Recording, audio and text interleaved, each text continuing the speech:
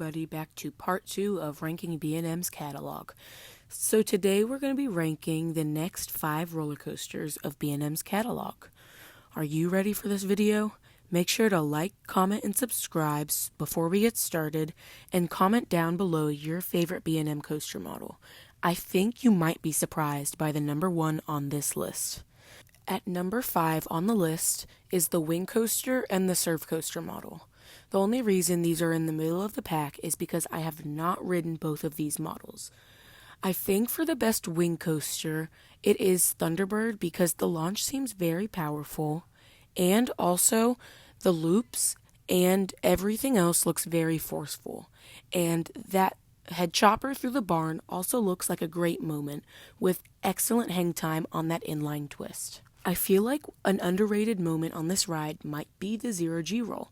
It looks really fun, and I can't wait to try it. Also, that S-Hill seems pretty fun too.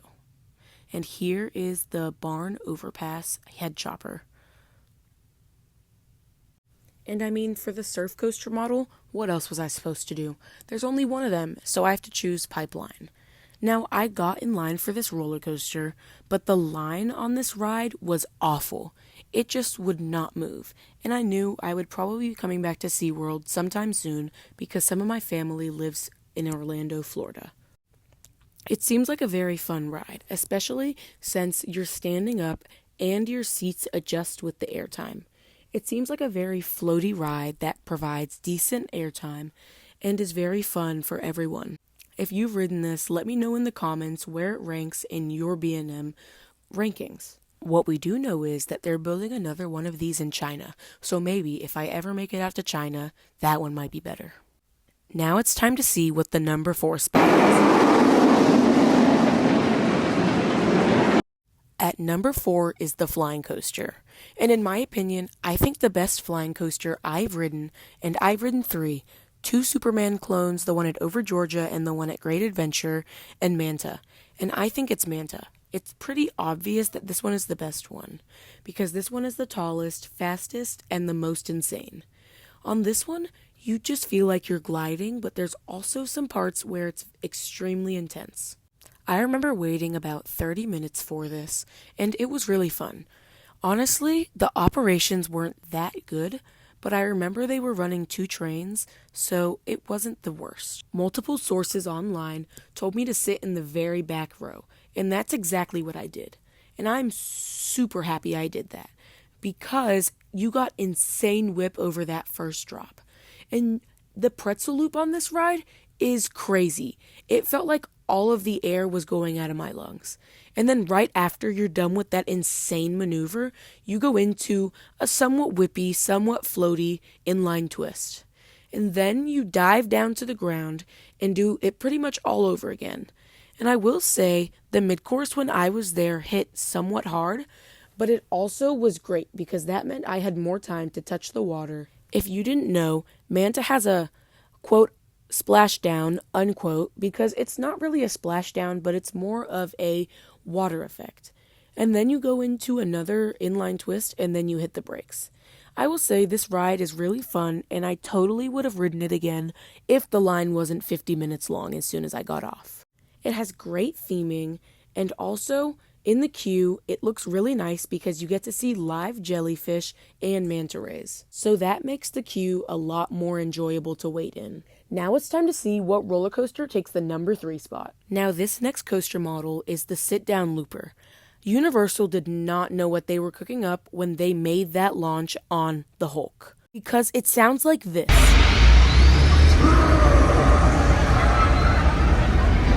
Isn't that just crazy? I remember being there, and it made me vibrate. That's how you know that launch is so powerful. And I think I should have stated earlier that the best B&M sit-down looper is the Hulk at Universal Islands of Adventure.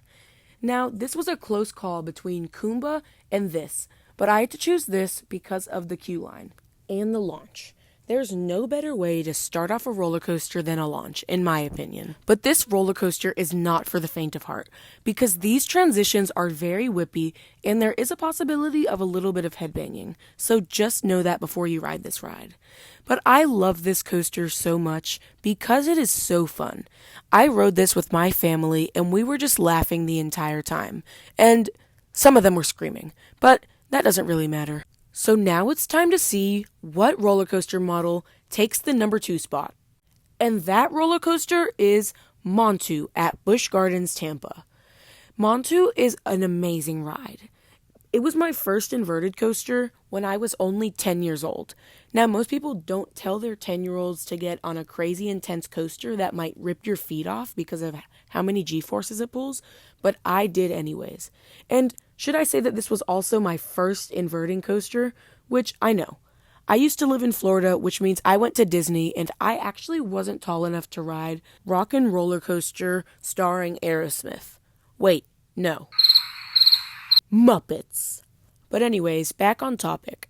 I really like this ride, especially how it uses its terrain to its advantage. It digs into trenches, which gives it extra speed, and especially on that Batwing, it feels like your face is about to fall off. I talked about the pretzel loop being intense. This was on a whole nother level, because you just whip into it and whip out of it so quickly. Now, the mid-course is almost never on, which means you fly into this vertical loop, which gives you so much sustained positive, also a little bit of hang time if you sit in the middle. But then you finish your ride experience with a little bit of twists, turns, and one more corkscrew, and then you twist into the brakes. I feel like not enough people talk about this ending. It's on the level of the Batman clones, actually, just with an extra loop in there. But anyways, moving on to the number 1 spot is the B&M Hyper / Giga Coaster model. Now, I'm grouping these two together because they're basically the same ride. They use the same trains, gauge of track, and honestly, I don't really see a difference other than the height. I will say hypercoasters use a more high off the ground layout than Giga Coasters because Giga Coasters focus more on speed, but hypers focus more on airtime. But anyways, it's pretty obvious. I think the best hyper is Mako at SeaWorld Orlando. When I rode this, I really liked it. I love how sustained the airtime was, and I think I got borderline flowjector on one of those hills. And I feel like the hammerhead turn on this ride is extremely fun. It whips you to one side and then whips you to the other side. I rode in the back row, and after you get pulled over that first chain lift, then you get ejected even more out of your seat. Now, I was a little stapled on this ride because the ride ops that I had pushed down a little. But it was an amazing ride. I cannot express to you how sustained that flowjector was, especially on that speed hill. And I really like this ride because of how intense it is.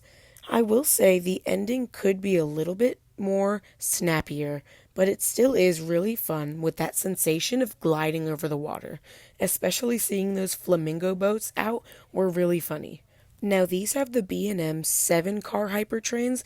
I just wonder the absolute airtime that could happen if it had the original 9-car trains. I think this ride is good in every single way. Although I didn't get a reride on it because it was getting late and also the line was about 50 minutes long. Now we're going to move on to the roller coaster sharing the number 1 spot with Mako. And that's a Giga Coaster. I think you know what I'm about to say. The best Giga Coaster is obviously Orion at Kings Island. That ride is just awesome with the airtime you get on that drop. Just kidding. The best B&M Giga Coaster is obviously Fury 325 at Carowinds. This ride is just awesome in every single way. This is my number 3 roller coaster on my ranking list, and I love it because of its sense of speed, airtime, positive G-forces, and everything. Now, if you didn't know, as of this video, Fury 325 has been closed for a while because of foundation issues, supposedly, but the ride was spotted testing today, and I can't wait to go back on it. This is pretty much my second home park because I always go here and live about 4 hours away. The climb to the lift hill is very anticipating, and I can't wait to go down that drop because I know how much airtime I'm going to get. Now, that overbank is really fun because you just get whipped to the side, and on the exit of it, you get nice little floater because of the heart lining. Then you go into some low to the ground turns, and then maybe the best element on the ride, the treble clef. Now, the treble clef is meant to look like the music note from an angle right here. And you just get great amount of floater going down there. And then you get a crazy head chopper going under that bridge. Then you go into an overbank turn, into an airtime hill with trims on it. But the last time I rode it, the trims weren't hitting. But then you go into this little boring helix. And I wouldn't call it boring because there is a good hand chopper in there. But then you go into another two fun parts of this ride. Two camelbacks to end off your ride experience. Then you pop into the brakes, which aren't as tall as Leviathan at Canada's Wonderland, and that concludes your ride experience. This ride is an absolute 10 out of 10, and I can't wait to get back on it when it reopens. This is the end of the video, guys, and I will see you guys later on a new video coming out soon. And make sure to like and subscribe and comment your favorite B&M coaster model. Also, today is subscriber shoutout number 1, and I'm going to give a shout out today to Coaster King. So go subscribe to his channel because he makes awesome videos. See y'all in the next video. Bye!